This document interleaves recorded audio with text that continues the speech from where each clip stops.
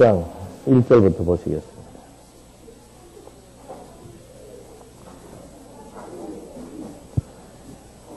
열왕기상 7장 1절.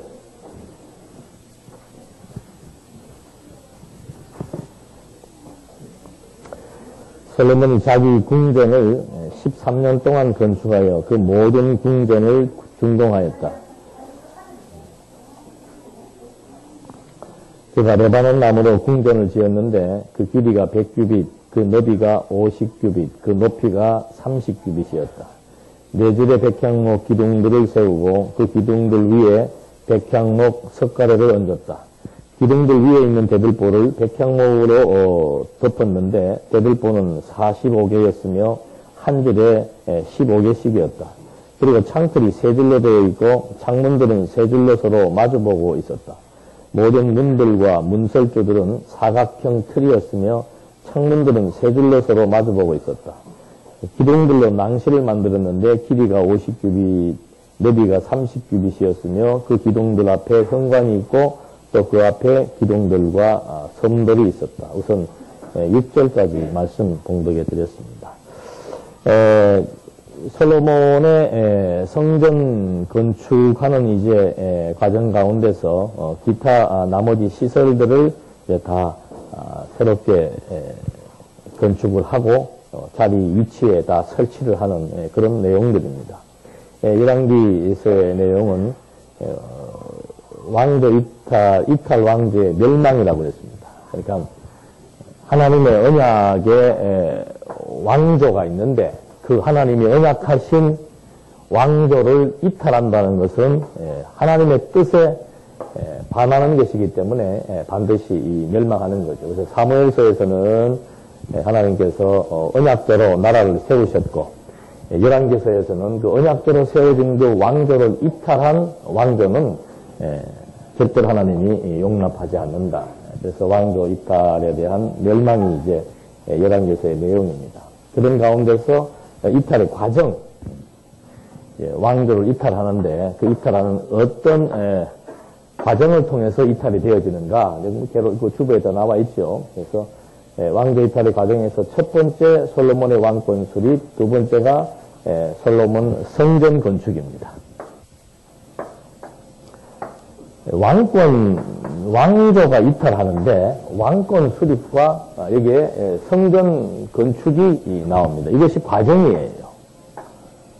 그러니까 왕조를 이탈한다는 이 어떤 하나의 그 충격적인 사건에 있어서 하나님께서 지금 여기에 이탈의 과정에 있어서 솔로몬의 왕권 수립과 솔로몬의 성전 건축 이게 이제 먼저 소개되는 이유가 있지요. 그러니까 하나님은 어떤 사건이든 또 어떤 내용이든 간에 항상 그 사건에 대한 의미를 갖고 있습니다. 여기 사건의 표면적인 것은 왕조를 이탈하면 망한다는 것이지만 그 이면에는 이것만 보더라도 왕권 수립은 어떤 의미가 있습니까? 이 솔로몬의 왕권이 세워지는 것은 이미 창세기 때 아브라함과 그리고 유다에게 언약한 대로 유다 지파에게는 왕의 홀이 떠나지 않는다. 그리고 다윗이 이제 초대 왕이 되었고 다윗에게 하나님께서 내 왕위가 영원히 존속될 것이다. 그런 하나님의 언약이 있었습니다. 그래서 하나님의 언약대로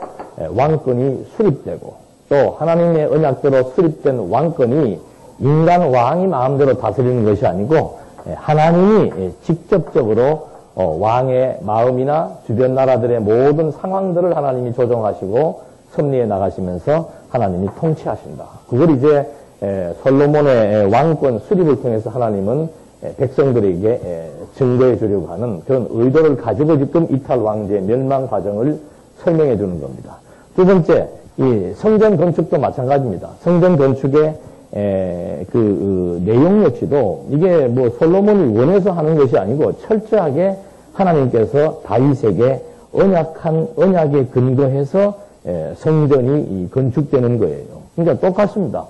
왕권 수립도 하나님의 언약이고 성전 건축도 하나님의 언약이고 그래서 이 성전을 건축하는데 핵심 사안은 뭔가 하면은 하나님의 설계, 하나님께서 정해놓으신 식양대로 크기, 또는 필요한 그 제목들, 그리고 건축의 양식, 그 다음에 구조, 거기에 놓이는 모든 기명들의 위치, 모양, 전부 다가 철저하게 하나님이 정해 놓으신 계획, 설계에 의해서 성전이 건축된다라고 하는 거. 그러니까 이런 것들이 이런 이면을 모르면 사람들은 그 왕권 자체가 가지고 있는 권위, 권세에 집중하게 되고 성전, 지어진 성전에 대한 아름다움과 호화로움과 그 성전에 대한 어떤 그 모양 자체에 관심을 갖습니다만은 하나님의 섭리의 의도는 어떤 나타난 현상이나 어떤 크기나 모양이나 형식이나 숫자나 이런 것에 있는 것이 아니고 철저한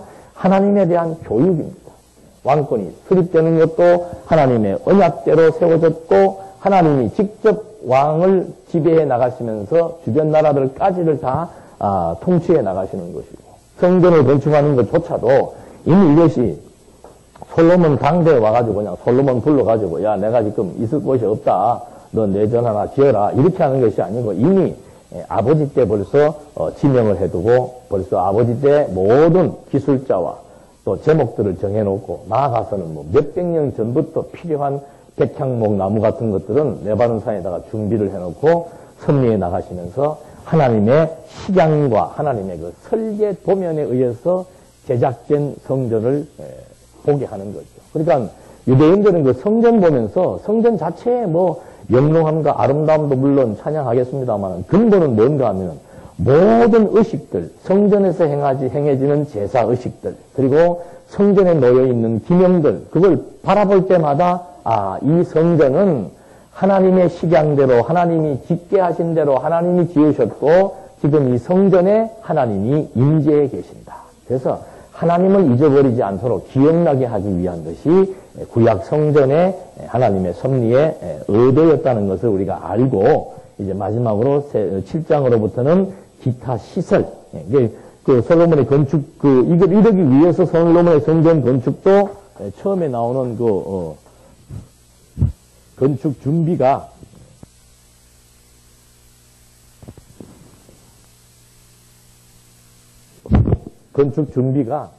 하나님께서 이미 다 준비해 놓으셨고, 그 다음에 중동,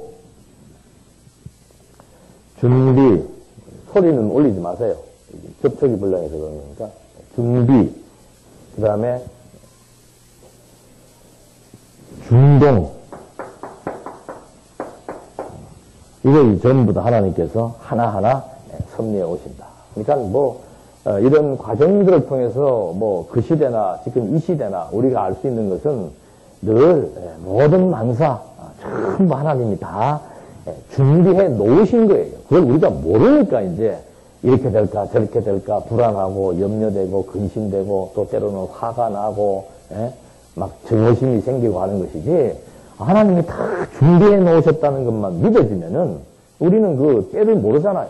그러니까 준비해 놓으셨다는 그 하나의 사실만 깨달아 믿어져도 미래에 대한 근심, 염려 안 하게 되고 그게 믿어지니까 지금 현재 발생한 사건이나 지금 현재의 상황에 대해서도 하나님은 시간을 초월한다는 말이 뭐예요? 과거에도 하나님이 섭리하셨고 지금 현재에도 하나님이 섭리하고 계시고 미래에도 어떻게 해요? 우리가 볼 때는 시간이라고 하는 것이 이렇게 늘어져 가지고 과거가 있고 현재가 있고 미래가 있지만 엄밀한 의미에서의 시간이라고 하는 것은 우리가 느낄 뿐이지 없어요. 현재가 어디가 있습니까? 지금 말하는 이 순간 벌써 현재라고 하는 건 지나가 버리는데 그래서 이런 것들이 철저하게 하나님 중심으로 이해하게 되면은 하나님에게는 이게 시간이라고 하는 것이 길다 짧다 이런 개념이 없습니다. 그냥 이게 다 압축돼서 그냥 점으로 그냥 하나예요. 하나. 그러니까 하나님에게는 과거나 미래가 없습니다. 그냥 다 완전히 다 이루어진 거예요. 이루어진 거. 이루어진 그 사실을 우리한테 이 역사와 시간 세계를 통해서 이렇게 풀어서 지나간 것으로 또 다가올 것으로 이렇게 느끼기 때문에 인간은 시간의 제한을 받잖아요. 그래서 지나간 것, 앞으로 다가올 것 이걸 지금 우리가 느끼면서 살아가는 것이지 하나님 입장에서 볼 때는 과거, 현재, 미래가 이미 다 완료된 상태에서 확정된 상태에서 하나님이 이제 하나하나 우리한테 우리가 생각하는 미래의 일들을 하나하나 이렇게 설명해 주는 겁니다. 그렇게 설명이 되어지는 과정을 알아야 맞아. 모든 것이 다 하나님의 작정 계획에 의해서 이미 다 확정된 사건이라고 하는 거. 그게 이제 우리한테 믿어질 때 거기에서 여호와에 대한 신앙이 형성되게 되는 거죠. 그래서 이런 준비, 중공 과정들 철저하게 하나님이 하신다는 것 하나하나 일러주고, 이제 그 다음에 기타 시설입니다. 그 기타 시설에서는 이제 솔로몬이 자기의 궁을 13년 동안 건축하는 겁니다. 성전은 7년 건축하게 되고 자기가 살 궁을 13년에 걸쳐서 건축하게 되는데, 가로가 뭐 한 20m, 세로가 35m. 우리가 이게 지금 여기서부터 저 끝에까지의 가로가 한 7m 됩니다. 그러니까 뭐 그렇게 큰 건 아니에요. 평수로 치니까 한 150평 되겠네요. 35m. 150평 정도의 이제 그 왕궁을 건축하는 겁니다. 그래서 그 솔로몬이 자기 왕궁을 건축하게 되는데, 그때 건축하게 되는 여기 나오는 이제 모든 나무들, 그 다음에 창문들, 뭐 방향을 어디다 놓고 이런 모든 것들을 하나님이 다 이제 하나님이 정해놓은 계획대로 잘 대리석도 깎고 또 단단한 재질인 백향목도 잘 다듬게 해서 이제 왕궁을 건축하게 하시는 하나님의 섭리 역사. 그렇게 이제 왕궁을 지어놓고 13절에 보니까 솔로몬 왕이 사람을 보내어 두로에서 히람을 데려왔다. 그는 납달리 지파의 한 과부의 아들이었으며 그의 아버지는 두로 사람으로 노스를 다루는 대장장이었다. 그는 지혜와 명철과 지식이 가득하여 노스하는 모든 일을 할 수 있었는데 그가 솔로몬 왕에게 와서 그를 위해 모든 작업을 수행하였다. 그가 녹기둥은 둘을 만들었는데 두 기둥의 높이가 각각 18규빗이었고 12규빗 되는 줄이 둘레를 감쌀 수 있었다. 이게 둘레가 12규빗이고 높이가 18규빗이다. 그러니까 한 규빗이 한 45cm 된다 그랬죠? 수학 선생님 빨리 계산 한번 해보십시오. 얼마나 되는가. 그 다음에 이제 두 기둥 머리를 노옷을 녹여 만들어서 기둥 꼭대기를 위에 두었는데 한 기둥의 머리의 높이가 5규빗이었고 다른 기둥의 머리가 높이가 이렇게 다 이제 다 정해놓은 이제 그 기둥들이 있습니다. 그러니까 이 중요한 것은 뭔가 하면은 이렇게 자기 왕궁에 딱 들어가는 입구에다가 두 기둥을 이렇게 만들어 놓은 거죠. 그 기둥을 만들어 놓았는데 21절 한번 보겠습니다. 그가 그 기둥들을 성전 현관에 세웠는데 오른쪽 기둥을 세우고 그 이름을 야긴이라 불렀고 왼쪽 기둥을 세우고 그 이름을 보아스라 불렀다. 기둥들 꼭대기에 백합꽃 모양이 만들어졌고 이렇게 해서 기둥들의 작업이 끝이 났다. 그러니까 들어간 입구에 기둥을 세운 것은 어떤 건축의 미를 살리기 위한 게 아니에요. 그 기둥에 뭐가 있습니까? 이름이 있는 거예요. 이름이. 야긴과 뭐예요? 보아스. 그러니까 입구에다가 이 기둥을 설치해 놓았다는 것은 들어갈 때마다 뭘 볼 수 있는 겁니까? 야긴과 보아스라고 하는 것을 이제 이게 보게 했는데 야긴이라고 하는 뜻은 저가 세우리라. 저가 누구예요? 솔로몬이 아니고 바로 여호와의 시간대로 계획대로 세웠기 때문에 여호와께서 세웠다. 그리고 보아스라고 하는 것은 그에게 능력이 있다. 그러니까 이 집은 하나님의 능력으로 누가 세웠다? 하나님이 세웠다. 그거 이제 뭐 여러분도 집에다 뭐 하나 써붙여놔요. 보면 뭐 입춘대길 이런 것보다 야긴과 보아스라고 하나 써놓든지 해서 야 정말 우리의 이 가정을 누가 하나님의 능력으로 하나님이 세우셨다. 그래야 주책이 안 나오는 거죠. 예? 내가 20년 동안 핏땀 흘려 벌어가지고 이 집 장만했다는 거는 이제 주책이 나오지만 하나님께서 모든 환경들을 다 조성하고 일거수일투족 나의 일터와 수입과 사람과 관계와 모든 것을 하나님의 능력으로 하나님이 하셨다. 그게 깨달아져야 집에 문을 열고 들어갈 때마다 뭐가 나와요? 예? 감사와 만족과 찬송이 나오지. 이걸 가지고 집에 들어가니까 집에 있는 사람들도 마음에 안 드니까 그냥 들어가면서부터 신경질 내고 짜증내고 안에 있는 사람이나 들어가는 사람이나 들어가도 짜증내고 나와도 짜증내고 이건 이제 완전히 불신앙이죠. 그래서 이건 구약시대니까 어떤 면에서는 이것도 괜찮아요. 하도 우리가 건망증이 심해가지고 뭐 깜빡깜빡 머리를 잘 잊어버리. 특히 이런 부분은 더 잘 잊어버리잖아요. 왜 잘 잊어버리는가? 인간의 본능이 뭐예요? 타락한 본능이 내가 한다는 거 아니에요. 내가 한다는 거. 예? 아담이 하나님과 같아지기 위해서 선악을 알게 하는 열매를 먹고 나서부터는 아담이 주체가 된 거 아니에요. 내가 한다는 거. 모든 것, 내 생각, 내 계획, 그리고 내가 좋은 대로 무엇을 해나가고 내가 하고 싶은 대로 내가 하면서 살겠다. 그게 인간의 본능이란 말입니다. 그런 본능을 가지고 있기 때문에 정말 이 부분을 기억하며 산다는 것은 이건 진짜 성령께서 지혜와 총명을 주어서 늘 말씀의 체계가 우리 머릿속에 구조화되어서 마치 컴퓨터에 윈도우라고 하는 프로그램이 없으면 아무리 좋은 컴퓨터 갖다 놓고 부팅을 해도 이게 켜지질 않는단 말입니다.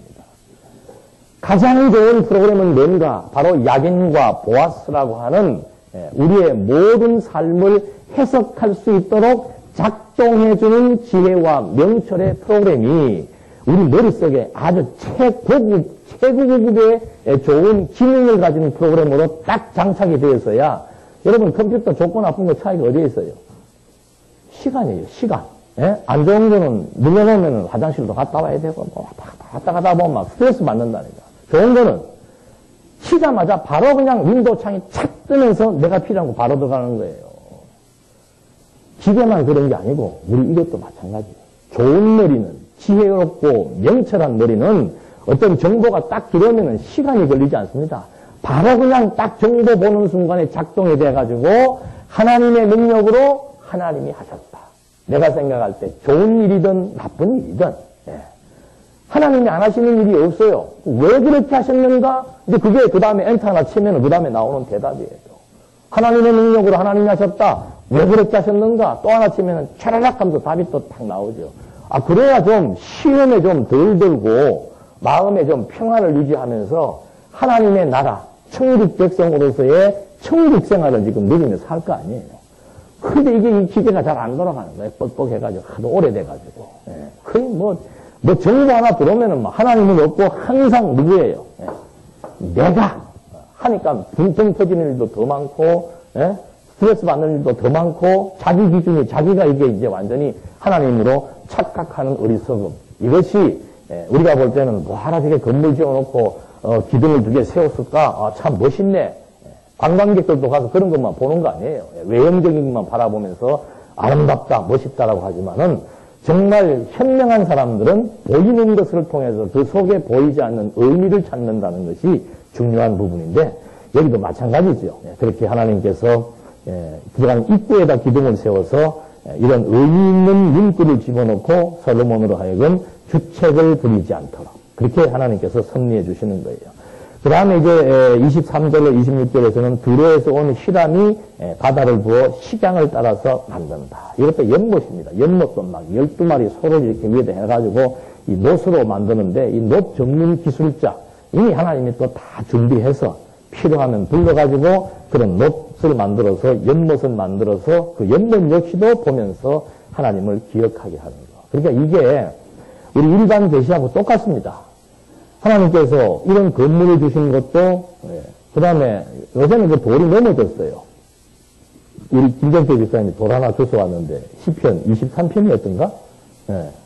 여호와는 나의 목자시니, 내가 부족함이 없으리로다. 어디서 주워 와도 잘 주워 왔어. 그러니까 그런 것들이 보면서 이렇게 기억나고 생각나는 겁니다. 태양이 뜨는 것도, 태양이 지는 것도. 서장 노을이 얼마나 멋있습니까? 낙엽이 얼마나 멋있습니까? 이런 걸 보면서도 야 정말 하나님께서 살아계셔서 이렇게 하나님의 능력으로 사계절을 또 이런 건물을 또 우리의 삶을 이게 다 기억나서 여호와 어떤 분이신 줄 알고 경외하라고 주신 환경이요 여건이요 상황인데 그걸 잊어버린다는 것이 참 불행한 것이죠. 그래서 하나님을 안다라고 하는 것은 그만큼 우리에게 중요한 의미가 있는데 그런 것들을 지금 기억나게 하려고 이 당시에는 왕궁과 성전이라고 하는 보이는 건물을 통해서 하나님이 섭리를 해주셨다. 27장으로 39장까지는 두로의 히람이 놋으로 받침과 물두멍을 식양대로 만들었다. 뭐 이거는 만드는 과정 설명은 그냥 나중에 쭉 읽어보시면 돼요. 지금 봐도 뭐 우리가 그렇게 만들 것도 아니고 중요한 것은 의미지 의미. 제일 포인트가 뭐예요? 이거예요. 하나님이 정해놓은 식양대로 만들었다. 그리고 하나님이 세우셨다는 것을 알게 하시려고 모든 걸 다 준비했다고 했습니다. 필요한 재료, 기술자, 그 다음에 주변 나라 왕의 마음까지도 하나님이 다 움직이는 거예요. 우리 지금 주변국 심란하잖아요. 중국과 일본과 미국과, 예? 고래 싸움에 새우 등 터진다고. 우리는, 한 것도 없는데, 예, 그 쫓겨난 섬 하나 때문에 지금 복잡하단 말입니다. 그 사람들의 마음, 예, 언제는 막 중국 갔을 때 막 환대를 하고, 막 우리나라 대통령이 막 중국말로 또 뭐 말을 하고 해갖고 좋은 관계가 되는 것처럼 보이기도 했다가, 어느 한순간에 어떻게 합니까? 예, 마음이 싹 돌아서는 거. 그 누가 하는가? 하나님이 해 나가시는 거예요. 예, 그래서 우리는, 어떤 일이 어떻게 전개되는가 철저하게 하나님 중심으로 확인하고 이해할 수 있다라고 하는 거. 이런 맥락 속에서 이제 이렇게 왕궁이 호화롭고 웅장하게 건축되니까 시바 여왕이 그걸 보고 뭐라 그럽니까? 야, 소문보다 어떻게 해요? 대단하다. 보통은 소문난 잔치에 먹을 것이 없다고 그러는데 이 집은 와서 보니까 이건 뭐 소문보다 막 엄청나더라 이 말이죠. 왜? 하나님의 지혜로 지은 건물이기 때문에. 그래서 이런 구약의 성전과 왕궁도 하나님이 짓게 한 건물은 그렇게 호화롭고 영화롭고, 당시에 그 시바라고 하는 이방 여인이 와서 그걸 보고서는 그냥 막 건물에 반하고 솔로몬의 지혜에 반하고 뭐 인물에 반했다는 건 있나요? 뭐 그런 건 잘 모르겠네 하여튼. 예?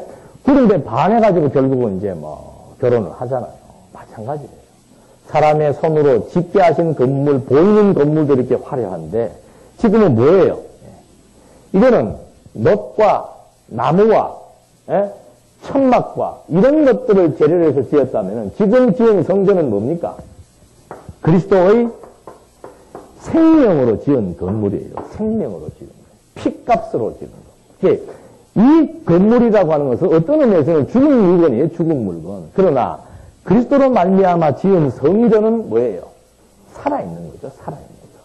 완전히 이 두뇌 자체가 바뀌어버린 겁니다. 그래서 이렇게 기둥 세워놓고 보고 하지 않아도 머리 자체에 입력된 그리스도의 뜻이, 머리 자체에 입력된 하나님이 하신다라고 하는 확신이 이제 그 뜻과 확신에 의해서 깨달아 느끼고 결단하는 그런 인격적인 작용을 지금 이 그리스도의 생명이 하게 해서 점점 거룩한 생활을 하도록 해나가시는 것, 이것이 참 성전을 통해서 주어지는 진정한 의미다 이거죠.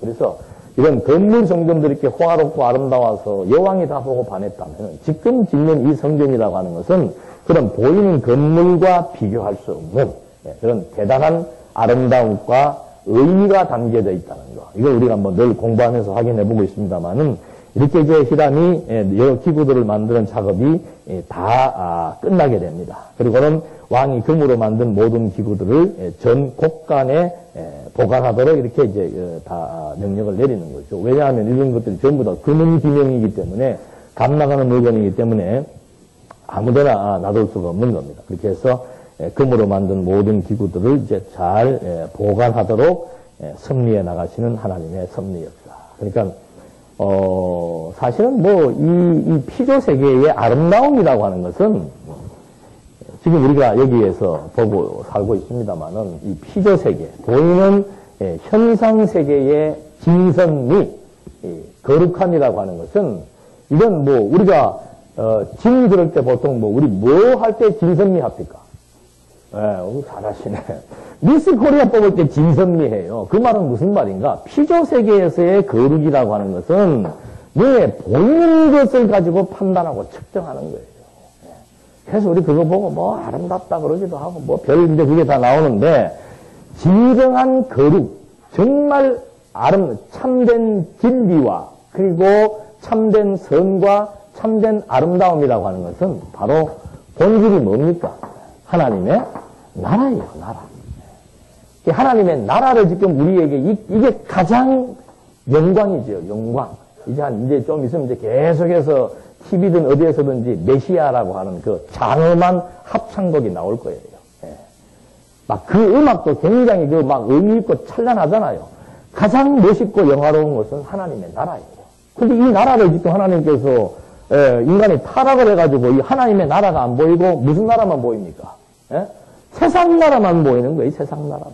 세상 나라가 가치롭고, 세상 나라가 좋고, 세상 나라가 의미 있고, 예? 세상 나라에서 그냥 모든 것이 이루어야 되고, 이렇게 지금 잘못 판단을 하고 있고, 그러다 보니까는 영광을 돌려야 될 하나님의 영광, 섬겨야 될 하나님을 섬기기보다는 피조 세계에 있는 그런 금수와 버러지와 같은 보이는 것에 종이 되어가지고 어리석게 인생을 살 수밖에 없는 거죠. 그래서 하나님께서 창세 전부터 하나님이 세워놓았던 가장 아름다움의 극치, 거룩의 극치, 그것이 하나님의 나라인데 이 나라를 이제 우리에게 보여줘야 될 거 아니에요. 하나님의 백성들에게는. 우리가 사는 것은 지금 보이는 세계에는 우리가 이렇게 형상적으로 살고 있지만 내 본질이 산다라고 하는 것은 이 세계에 사는 것이 아니고 이 세계를 넘어 영원한 하나님의 나라 안에서 지금 내가 살고 있다 이 말입니다. 그러니까 좀 그림을 그리면은 이게 지금 세상 나라라고 치면은 나는 어디에 있는 거예요? 여기에 있는 거예요. 그러니까 요 장막 덮여져 있는 이 장막, 가리워진 이 장막을 뚫고 여기를 볼 수 있는 사람은 내가 지금 어디에 산다고 말합니까? 하나님의 나라에 산다고 말을 하는 거고 이 장막을 뚫지 못하고 눈에 보이는 세계가 다인 줄 알고 사는 사람은 어디에 사는 거예요? 세상에 살고 있는 거예요. 그래서 세상에 산다는 말도 맞고 하나님의 나라에 산다는 말도 맞는데 근본적인 것은 지금 하나님의 나라를 지금 내가 누리면서 어디에서 그 장소 배경은 세상이라 이 말입니다. 세상 가운데서 하나님의 나라는 뭐라고 그랬습니까? 의와 희락과 평강이다. 이 세상 가운데 이 세상은 상대 세계고 경쟁 세계입니다. 피곤한 세계예요. 항상 비교당하고 그리고 경쟁해야만 살아남을 수 있는 세계. 그리고 이 세계만 바라보면은 너무너무 힘들고 피곤하죠. 그러나 이 세계 너머의 본질의 세계, 진짜 영광의 본체를 우리가 알고 그 영광 자체를 바라보고 살 수 있는 사람, 그건 이제 완전히 여기 너머의 세계를 볼 수 있는 거듭나고 중생한 영혼을 가진 자만이 이 세계를 볼 수 있는 겁니다. 성전이란 뭔가? 그리스도가 오셔가지고 이 세계를 볼 수 있는 지각을 열어주기 위해서 우리 죽은 영혼에게 당신의 새로운 생명을 지금 불어넣어줘서 죽은 영혼이 살아나니까 살아난 그 영혼이 점점 장성하기 시작하니까 이 세계가 아주 갈수록 더 선명하게 보이기 시작하는 거예요. 그러면 이 세계와 이 세계가 비교가 안 되는 거죠. 그래서 이 세계에 비록 살지만 육신을 입고 이 세계에 비록 살지만 그 사람들의 심령에는 온전히 하나님의 뜻이 이루어지기를 소명하고 하나님의 뜻이 이루어진 사실들을 바라보면서 거기에 함께 기뻐할 수 있고 하나님의 영광을 바라볼 때마다 늘 마음에 기쁨이 넘칠 수밖에 없고 그리고 기쁨이 넘치며 그 마음의 상태는 평안함이 유지되는 거죠. 그리고 데살로니가 교회 성도들을 향해서 바울이 뭘 제시해 주는가? 이 나라에 대한 제시를 해주는 겁니다. 우리가 최종적으로 그리스도가 오신다. 그리스도가 오시면은 우리는 부활의 영광을 진짜 온전히 누리게 된다. 그게 지금 하나님의 약속이다. 그 약속을 다시 한번 상기시켜주면서 그 약속이 깨달아 믿어지니까 너희는 항상 뭐 해라? 기뻐해라. 밑도 끝도 없이 기뻐라는 얘기가 아니에요. 영원한 하나님 나라에 대한 영광의 확정된 영광을 제시해 주니까 그게 깨달아지니 하나님 항상 기뻐하게 되고 쉬지 않고 어떻게 해요? 하나님의 뜻대로 되어지는 것을 지금 기다리며 소원하게 되고 하나님의 뜻대로 된다는 게 뭡니까? 마지막 종말이 와서 예수님의 이 땅에 오셔서 모든 세상 정권과 권세를 다 파괴시키고 거기에 그리스도와 함께 교회가 승리하며 모든 성도들이 신령한 몸으로 갈아입고 영원히 하나님의 영광을 찬송하기로 작정되고 확정된 그 시간을 뭐 하는 거예요? 소망하며 기다리며 사는 거예요. 그래서 요한계시록 마지막 장 마지막 절에 아는 주 예수여 오시옵소서 이 약속이 이루어지기를 늘 소원할 수밖에 없단 말입니다. 그런 미래에 대한 확정된 사실이 깨달아 믿어서 미래가 분명한 사람일수록 소망이 있고 소망이 있으니까 기쁨이 있고 기쁨이 있으니까 여기에 살아도 이것 때문에 근심, 염려, 걱정을 하지 않는단 말이에요. 그래서 수고하고 무거운 짐진 자들 다 내게로 와서 네가 지금 걸머지고 있는 이 어리석은 세상의 짐들을 어떻게 해라? 다 내려놓고 다 맡겨라 이 말이에요. 왜? 이 엄청난 세계 속에 지금 네가 살고 있다는 것을 알아야지. 그래야 지금 그런 것들로부터 자유함을 얻게 된다. 그래서 진리가 너희를 자유케 한다. 이걸 아는 것이 진리예요. 보이지 않는 이 세계를 성경을 통해서 선명하게 우리에게 보여주었기 때문에 성경을 통해서 이 세계를 알면 알수록 주어진 이 세속적 가치에 함몰되어져서 힘들고 무거운 짐들 다 떨쳐버리고 여기로부터 주어지는 공포, 예? 망할까봐, 병들까봐, 죽을까봐, 안 될까봐 느껴지는 그런 모든 공포심으로부터 우리가 자유함을 누리며 살아갈 수 있는 정말 하나님의 나라 의와 희락과 평강을 누리게 하는 근본적인 이치가 이 뒤에 지금 다 감춰져 있는 거죠. 그래서 사도 바울이 에베소서에서 이 비밀을 지금 하나님께서 그리스도로 말미암아 다 드러내려 하심이었다. 예수가 하신 것이 뭔가? 창세전부터 감추어져 있던 이 정말 엄청난 보화 같은 영광의 비밀을 이제는 그리스도로 말미암아 다 드러내어져서 그리스도를 통해서 그는 본체의 형상이요 영광의 광채이므로 그리스도로 말미암아 이 세계를 우리에게 보여준다는 것. 그래서 구약의 성전의 영광과 아름다움이라고 하는 것은 그리스도로 말미암아 지어진 참 성전, 그리스도의 몸이요 교회요 지체요 하나님 나라요 백성이라고 불려지는 이 그리스도의 생명을 받고 그의 지체가 되어서 아는 것, 믿는 것이 그리스도와 일치된 상태에서 이 영광 하나님의 나라를 보며 살아가는 이 성전의 아름다움, 참된 진리요, 선한 것이요, 아름답다라고 하는 이 거룩한 본체를 우리들에게 깨닫게 해주어서 그 거룩의 속성을 깨닫고 늘 주어지는 시간마다 이렇게 하나님의 뜻을 소원하며 기뻐하며 평안을 누리며 살아가는 이것이 천국생활. 이거에 대한 모형으로서 지금 건물 성전에 대한 아름다움을 극찬하고 있는 겁니다. 그렇게 해서 왕이 금으로 만든 모든 기구들을 보관했는데 7장 51절 한번 마지막 절 한번 보시겠습니다. 이렇게 해서 솔로몬 왕이 여호와의 전을 만드는 모든 작업이 완성되었다. 솔로몬이 자기 아버지 다윗이 드린 성물들 곧 은과 금과 기구들을 여호와의 전 창고들에 두었다. 모든 것들도 이 창고가 누구의 창고라 그러는 거예요? 여호와의 전 창고. 그러니까 이게 이제 하나씩 교육을 제대로 받을 때는 주어를 잊어버리지 않습니다. 주어와 주체를 잊어버리지 않습니다. 창고도 누구의 창고? 여호와의 창고. 건물도 누구의 건물? 여호와의 성전. 이 왕궁도 누구의 왕궁? 여호와께서 여호와의 능력으로 건축하신 왕궁이다. 이거 잊어버리지 않아서 항상 주어와 주체를 잊어버리지 않는 거죠. 그러나 미련해지기 시작하면은 그때부터 주어와 주체가 인간으로 둔갑되어서 도리어 어리석은 일들을 자초하게 되는 것을 확인해 볼 수 있습니다. 이렇게 해서 왕이 금으로 만든 모든 이렇게 기구들을 여호와의 전 곳간에다가 보관하게 했다라고 하는가. 그래서 이 참 성전에 대한 아름다움이 이렇게 완성되고 나니까 그 다음에 이제 솔로몬 왕이 뭐 하게 되겠어요? 기도하게 되는 거죠. 그러니까 기도라고 하는 것은 쉬운 겁니다. 안 되는 거를 되게 해달라고 몸부림치니까 어려운 거지. 하나님이 이미 다 뭐 해준 거예요, 이렇게. 이렇게 멋있는 걸 하나님이 다 이루어 주어서 깨달아 알게 하니까 쉬지 않고 뭐 하게 되는 거예요? 기도하게 되는 거예요. 우리 뭐 기도 생활, 뭐 이런 기도 해야 됩니까? 안 해야 됩니까? 저는 그런 거 물으면 하고 싶은 대로 하라 그래요. 하고 싶은 대로. 왜? 욕심대로 하는 거는 안 이루어질 거고, 욕심대로 하는 거 이루어 보겠다고 용수고 힘써봐야 혈압만 올라갈 거고, 그 빨리 터득한 사람들은, 그거 해봐야 허사구나.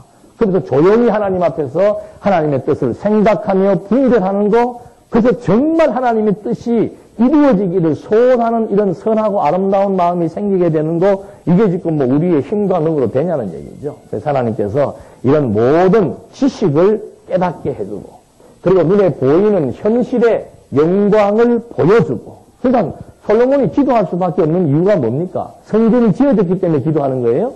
그건 아니에요. 성전이 어떤 맥락에서 지어졌고 왕궁이 어떤 맥락에서 지어졌는가. 이게 굉장히 중요한 거라 그 말입니다.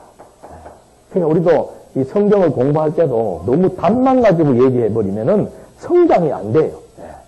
뭐 얘기 한참 하다가 하나님이 하셨다고 뭐 어떻게 하겠다고 그러면. 대화하지 말고 그냥 무건수행하고 살아야지. 뭐 누가 말만 꺼내면 하나님이 하셨다. 하나님이 하셨다. 과정을 좀 이해하자 이 말입니다. 과정을. 하나님이 어떤 경로와 어떤 과정을 통해서 이렇게 해서 하나님이 이렇게 하셨으니까 하고 그 다음에 의미부여가 될 거 아니에요. 하나님이 하셨다는 말은 건물만 봐도 돼요. 예.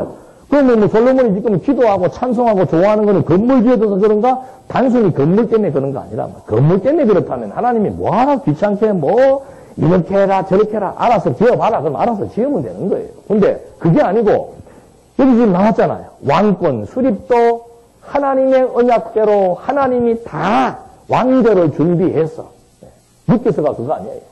끊어진 유다의 한 왕조가 완전히 몰락해버렸는데 거기에서 몰락한 유다 지파의 한 이방 여인 룻을 통해서 보아스와의 관계를 맺게 해서 거기에서 태어난 왕이 누굽니까? 그게 다윗이에요. 그게 다윗. 그러니까 다윗 왕의 출생의 비밀. 그게 아름다운 거죠. 다윗 왕의 출생의 비밀. 다윗의 선조 중에서 여자는 누구였다? 이방 여자라 그러면은 우리가 어떻게 표현을 해야 될까? 이방 여자라 그러면은 보통 이런 여자들이 아니에요. 예를 들어서 뭐 우리 한국에서 뭐 가장 뭐 선호하는 며느리감이 뭐 어떤 건고? 하여튼 막 그런 며느리 얻었다 하는 그런 거와 또 반대로 요즘으로 말하면 막 돈도 없고 학벌도 없고 인물도 못났고 뭐 내세울 게 하나도 없는 그런 여자를 며느리를 얻었다. 그거 짜증나죠 그러면. 그런 정도보다 더한 것이 이방 여자예요. 이방 여자. 완전히 유대인들이 볼 때는 사람 취급도 하지 않는 그런 여자가 이방 여자인데 다윗의 손자 중에 제일 뿌리가 누구였어요? 그 이방 여자라 그 말입니다. 그게 전부 교육이에요. 이렇게 몰락해서 보통 사람들의 생각에는 안 되는 그런 여건을 통해서 하나님께서 다윗 왕을 출생시켰다? 왜? 잊어버리지 않게 하시려고. 그리고 첫째는 뭔가 하나님의 언약대로 하나님이 이 왕조를 통해서 하나님이 왕을 준비하고 하나님이 다윗을 지명해서 다윗에게 기름을 부어 다윗을 왕으로 세워서 이런 우여곡절과 시련과 어려움 가운데서도 하나님이 왕국을 창건하셨다. 그거 하나 확인시켜주는 거예요. 성전도 마찬가지고 왕궁도 마찬가지고.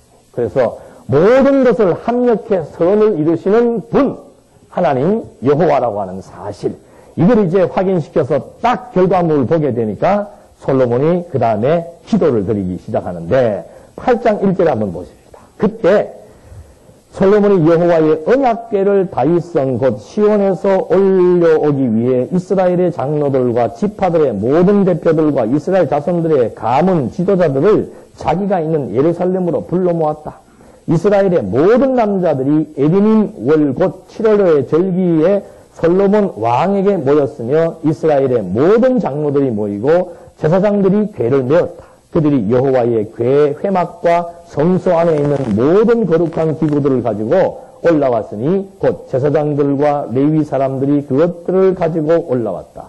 솔로몬 왕과 함께 모인 이스라엘의 모든 회중이 궤 앞에서 양과 소를 제물려 드렸는데 그 수가 많아서 셀 수도 헤아릴 수도 없었다. 이 일을 왜 하는 겁니까?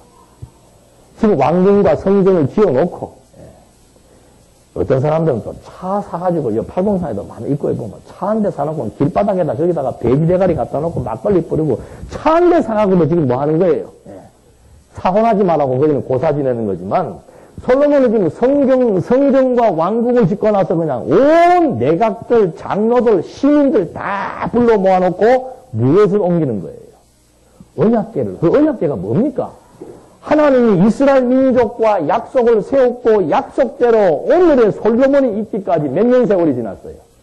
1000년 세월이 지났어요. 아브라함 때부터 솔로몬 때까지 1000년 아브라함 열조와 언약을 세웠던 시점으로부터 1000년의 역사가 지나오기까지 하나님은 여호와이심이 분명하다라고 하는 확증적 단서, 증거물, 그게 언약궤란 말입니다.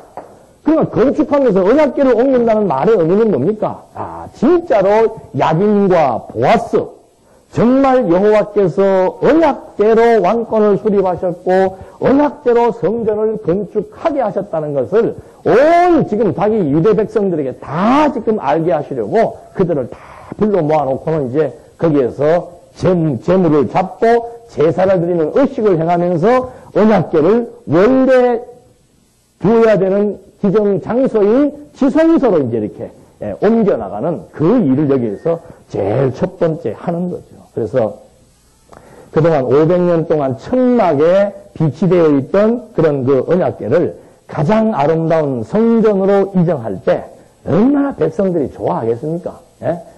진짜 나라의 위상도 높아졌고 솔로몬 왕도 지혜롭고 온 주변 나라들이 다 지금 동조해가지고 그냥 이 성전 건축하고 왕궁 건축하는데 전부 협력을 하고 그래서 지금 거의 20년 만에 성전 7년, 왕궁 13년, 20년 만에 이거 지금 멋있는 걸 딱 지어놓고 나서 이제 짓기만 하면 잔치죠. 그런 잔치를 할 때 잔치의 중심은 바로 여호와라고 하는 사실을 잊어버리지 않고 이렇게 모여서 지금 즐겁고 기쁜 마음으로 신령한 제사를 깨끗한 몸으로 드리는 이런 내용들이 바로 이제 솔로몬이 처음에 이렇게 성전을 건축하고 왕궁을 건축하고 집행하는 의식이죠. 그래서 이런 것들이 오늘날로 말하면 이제 신령한 예배예요. 신령한 예배. 성전 왕궁 건축하고 즐거이 드리는 제사가 오늘은 그리스도의 생명을 받아서 한 피 받아 한 몸이든 한 몸을 이룬 그리스도의 지체요 성전된 하나님의 교회 백성들이 하나님의 기쁘신 뜻을 찬양하며 함께 기뻐하며 함께 자유와 평강을 누릴 것에 대한 예표로서의 모형과 그림자라는 거죠. 그래서 그리스도께서도 나중에 요한복음에 그런 말을 합니다.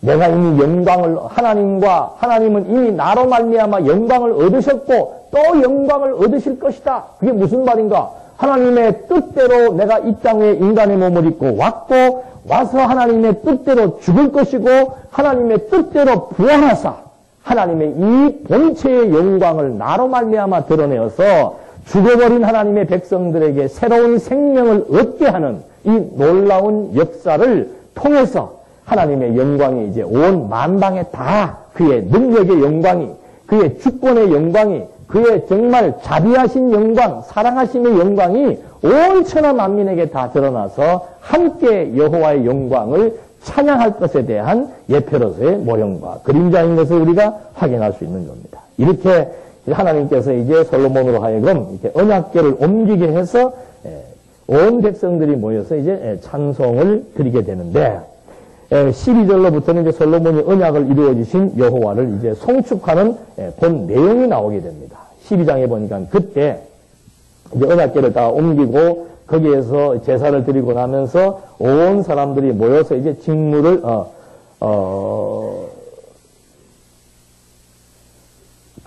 드릴 때 그때 12절 솔로몬이 말하기를 여호와께서 캄캄한 곳에 계시겠다고 말씀하셨습니다. 제가 주님을 위하여 계실 전을 성심껏 건축하였으니 곧 주께서 영원히 계실 처소입니다라고 하였다. 왕이 자기 얼굴을 돌려 이스라엘의 온 회중을 위해 복을 빌었는데 그때 이스라엘 온 회중이 서 있었다. 왕이 말하였다. 여호와 이스라엘의 하나님을 송축합니다. 주께서 제 아비 다윗에게 주님의 입으로 약속하신 것을 이제 주님의 손으로 이루셨습니다. 주께서 말씀하시기를 내가 내 백성 이스라엘을 이집트에서 인도해 내던 날부터 내 이름을 둘 전을 건축하도록 이스라엘의 모든 지파들 중에서 어느 성읍도 선택하지 않았다. 그러나 내가 다윗을 택하여 내 백성 이스라엘 위에 세웠다라고 하셨습니다. 제 아비 다윗이 여호와 이스라엘의 하나님의 이름을 위한 전을 지을 마음이 있었지만 여호와께서 제 아비 다윗에게 말씀하시기를 내가 내 이름을 위한 전을 지을 마음이 있으니 내가 이 마음을 품은 것은 칭찬할 만하다. 그러나 너는 전을 짓지 못하고 내 몸에서 나올 내 아들 그가 내 이름을 위한 전을 짓게 될 것이다 하셨는데 이제 여호와께서 자신이 하신 말씀을 이루셨으니 곧 제가 제 아비 다윗의 뒤를 이어 일어나서 여호와께서 말씀하신 대로 이스라엘의 보좌 위에 앉았고 여호와 이스라엘의 하나님의 이름을 위한 전을 지었습니다. 그리고 여호와께서 우리 조상들을 이집트에서 인도해 내실 때 그들과 함께 맺으셨던 언약이 들어있는 배를 둘 장소를 거기에 마련했습니다. 기가 막히죠. 네? 솔로몬이 얼마나 총명하게 말을 해야 될 말 맹점을 정확하게 지금 얘기하고 있습니다.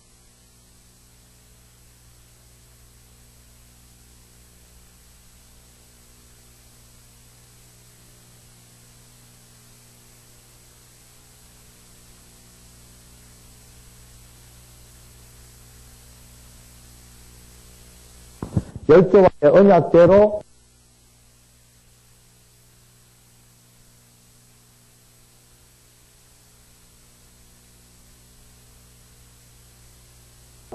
야곱의 언약에 기초해서 이루어졌다는 사실, 그거를 일목요연하게 지금 솔로몬의 기도를 통해서 우리한테 확인을 시켜주는 거죠. 몇 절까지 했죠?